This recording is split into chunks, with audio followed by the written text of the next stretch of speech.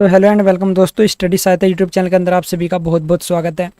तो दोस्तों रीजनिंग की जो है हम क्लासेस जो हमारे चैनल पे चल रही है और यहाँ पर हमने रक्त संबंध या ब्लड रिलेशन जो चैप्टर है वो स्टार्ट किया हुआ है और इसका फर्स्ट पार्ट हमने अपलोड कर दिया। अगर आप फर्स्ट पार्ट नहीं देखा है तो आप फर्स्ट पार्ट जरूर देख लीजिएगा। आज जो है ये पार्ट सेकंड है और इसमें हम इशारा करने वाले सवालों के बारे में आपको बताने वाले कैसे आप उन्हें सोल्व कर सकते हैं।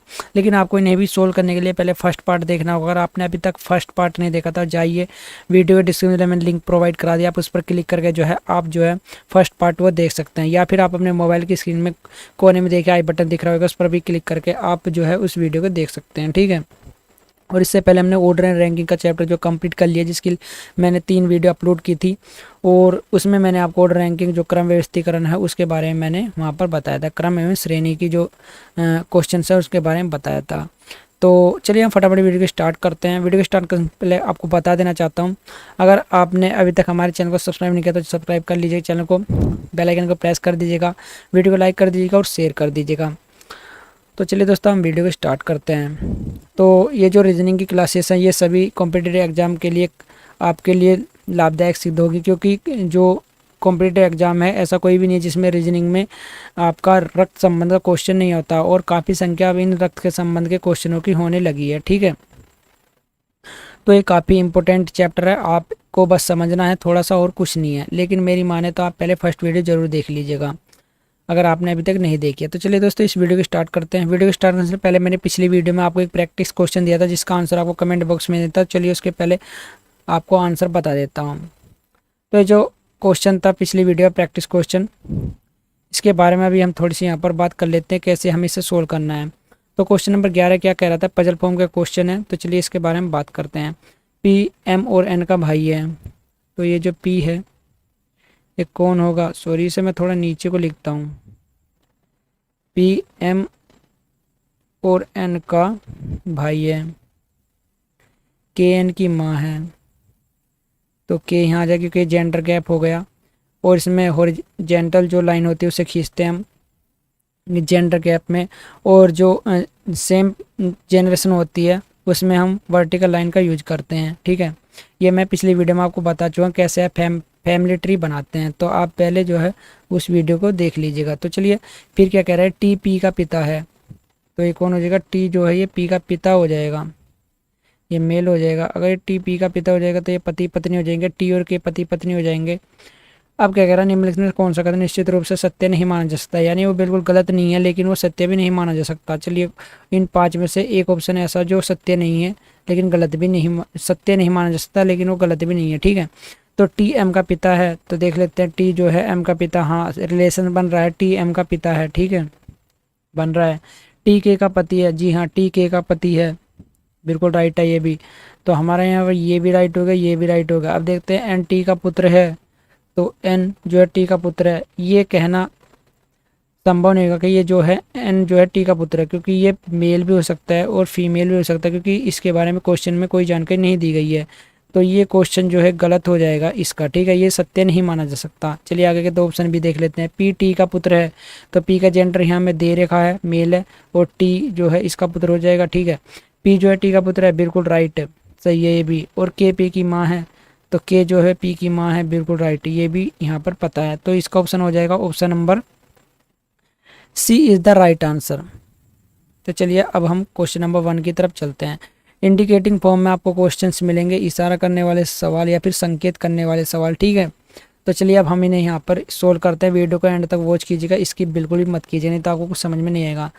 चलिए यहाँ पर फैमिली ट्री हम बनाते चलेंगे, जो जो भी पर्सन आते हैं उसे लिखते चलेंगे, तभी आप इन्हें क्वेश्चन को सोल्व कर पाएंगे। तो चलिए लिख लेते हैं। एक व्यक्ति को इशारा करते हुए नेहा ने कहा, वह मेरे पति। कौन व्यक्ति, चलिए व्यक्ति पहले लिख लेते हैं, फिर लिखते हैं वह मेरे पति। किसने कहा, नेहा ने।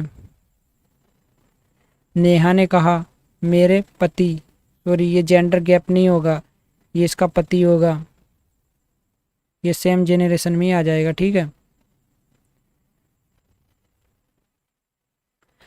मेरे पति की पत्नी, पति की पत्नी यानी नेहा ही खुद हो जाएगी। ठीक है, की बेटी, तो नेहा की एक बेटी यहाँ पर बता रहा है क्वेश्चन में। की बहन, तो की बहन इसकी हो जाएगा, इस बेटी की बहन। का भाई है, का भाई है। कौन? वह व्यक्ति, ये जो व्यक्ति है जिसके बारे में बात की गई है, ये इसकी बहन, इसकी बेटी की बहन का भाई हो जाएगा, किसकी? नेहा की। तो अब पूछ रहा है कि व्यक्ति नेहा से किस प्रकार संबंधित है। तो व्यक्ति जो है, ये भाई जो है, बहन, इसकी बेटी की बहन का भाई, ये इसका बेटा हो जाएगा, किसका? नेहा का। तो इसका ऑप्शन हो जाएगा option number C is the right answer. Question number second की तरफ चलते हैं। एक व्यक्ति को इशारा करते हुए एक आदमी ने एक औरत से कहा, तुम्हारे, पहले व्यक्ति लिख लेते हैं, यहाँ पर व्यक्ति आप लिख लीजिएगा, ठीक है। तो तुम्हारे पिता, यानी औरत के बारे में बात हो रही है, औरत के पिता की इकलौती बेटी, तो ये औरत हो जाएगी खुद, ठीक है। इसकी माता है, किसकी? इस व्यक्ति की माता है। तो वह औरत उस व्यक्ति से किस प्रकार संबंधित है। ये औरत जो है, इस व्यक्ति कौन हो जाएगी? जेंडर गैप है, यानी ये इसकी माँ हो जाएगी, ठीक है। Is the right answer option B, माता।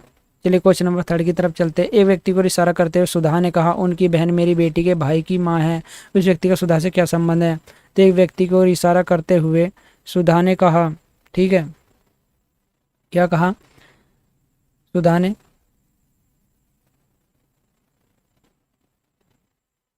कि उनकी बहन, किसकी? इस व्यक्ति की बहन, उनकी बहन मेरी बेटी, यानी सुधा की बेटी के भाई की माँ है। तो इस भाई की माँ ये सुधा हो जाएगी, और बात हो रहा है व्यक्ति की बहन के बारे में, तो बहन यहाँ से कट जाएगी ये, ठीक है। और ये बहन कौन हो जाएगी? ये सुधा ही इस व्यक्ति की बहन हो जाएगी।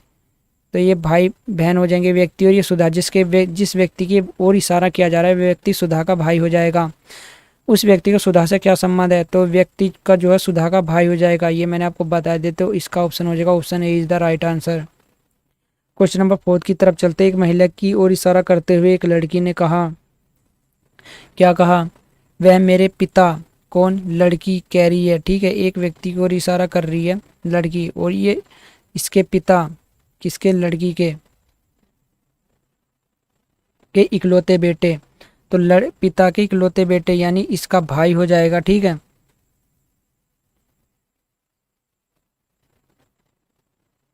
सॉरी, इसको यहाँ से कट कर देते हैं, ये इसका बेटा हो जाएगा, ठीक है।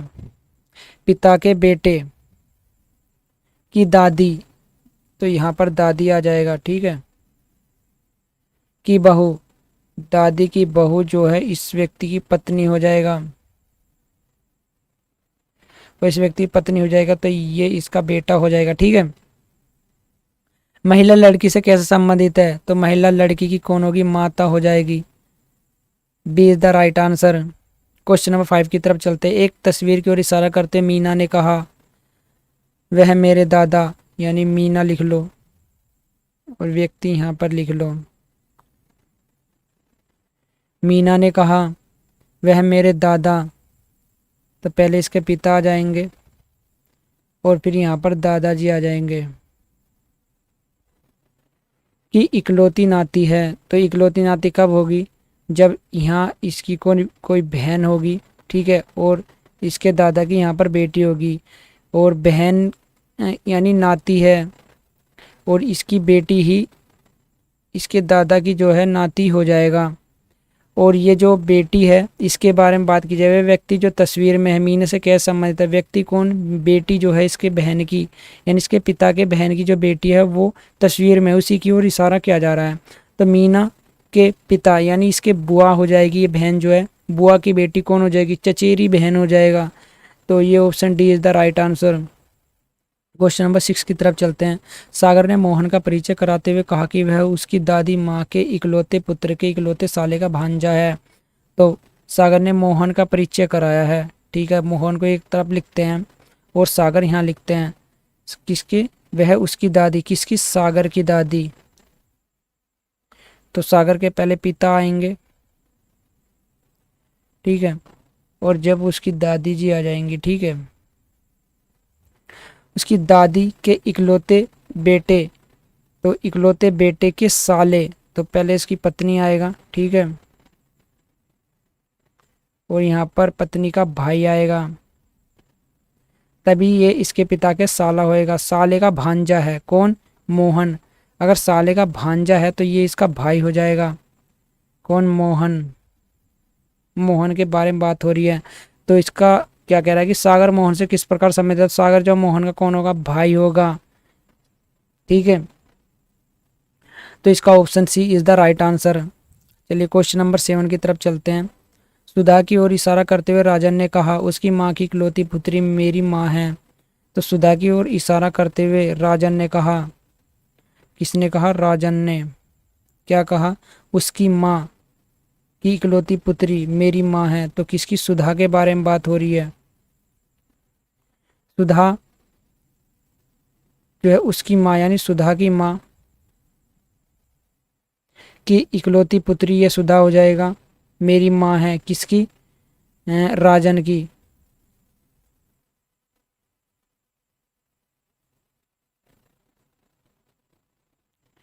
एक बार दोबारा देखते हैं, क्वेश्चन में थोड़ा डाउट लग रहा है मुझे।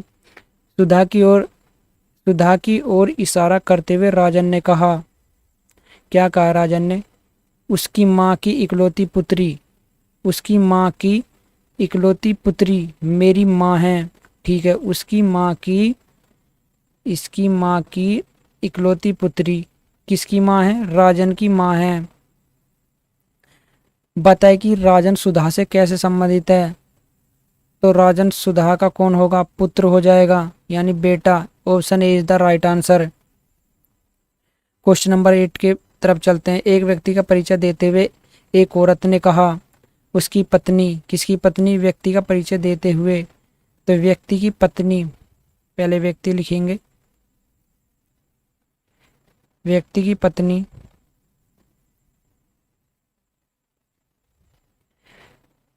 एक व्यक्ति का परिचय देते हुए औरत ने कहा, एक औरत ने कहा, उसकी पत्नी मेरे पिताजी। अब मेरे किसके? यानी औरत के पिताजी। औरत हम यहाँ पर लिखेंगे, औरत के पिताजी की इकलौती पुत्री है। तो इकलौती पुत्री है किसकी पत्नी? एक व्यक्ति की पत्नी जो है उस मेरे पिताजी की इकलौती पुत्री है। तो ये कौन हो जाएगा? तो अब ये क्या कह रहा है यहाँ पर? तो ये पति पत्नी हो जाएंगे। ठीक है, ये व्यक्ति जो है, ये व्यक्ति यहाँ आ जाएगा, क्योंकि एक व्यक्ति का परिचय देते हुए औरत ने कहा, उसकी पत्नी जो है, उसकी पत्नी कौन? ये औरत ही जो है मेरे पिताजी की इकलौती पुत्री है। तो ये औरत जो है इस व्यक्ति की पत्नी हो जाएगा। बताए कि उस व्यक्ति का उस औरत से क्या संबंध है? तो व्यक्ति जो है कौन होगा? उस औरत का पति हो जाएगा। तो यहाँ पर option D is the right answer. Question number 9 की तरफ चलते हैं। एक व्यक्ति का परिचय देते हुए, एक व्यक्ति का परिचय देते हुए एक औरत ने कहा, तो एक व्यक्ति का परिचय देते हुए एक औरत ने कहा, वह मेरी माँ का कौन? व्यक्ति। ठीक है, व्यक्ति लिखेंगे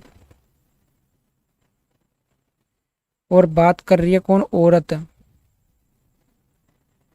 औरत क्या कह रही है? वह मेरी माँ, ठीक है, मेरी माँ की माँ, तो यहाँ पर इनकी भी माँ हो जाएगी। ठीक है, का इकलौता पुत्र, इकलौता पुत्र यानी यहाँ आ जाएगा।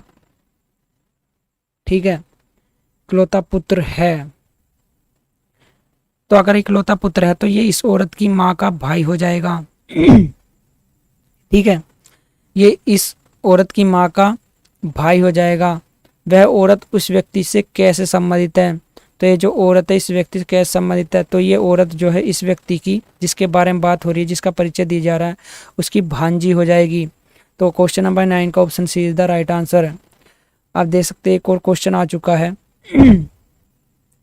ये क्वेश्चन थोड़ा बड़ा है, इसे आप देख लीजिए कैसे सोल्व करना है। मुकेश शशि का पुत्र है, हरि मनु का पिता है, मुकेश की शादी सुधा से हुई है, मुकेश और मनु भाई बहन है, प्रेम सुधा का भाई है, शशि का एक ही बेटा है, रिया मुकेश का बेटा है, प्रेम राजन का पिता है, जोशी मनु की बेटी है, प्रेम की कोई बेटी नहीं है, परिवार में कितनी महिलाएं हैं? तो चलिए इसका आंसर काटते हैं। पहले लिखो मुकेश जो है वो किसका पुत्र है? शशि का पुत्र है। ठीक है, मुकेश जो है शशि का पुत्र है। तो यहाँ पर मुकेश का जो जेंडर पता चल गया, लेकिन शशि का भी जेंडर का नहीं पता चला। और मैंने पहले ही बताया पिछले वीडियो में कि नाम से हमें बिल्कुल भी जेंडर पता नहीं लगाना है, ठीक है, ध्यान रखिएगा। नाम से हमें बिल्कुल भी जेंडर पता नहीं लगाना है जब तक कि क्वेश्चन में उसके बारे में कोई जानकारी न दी जाए।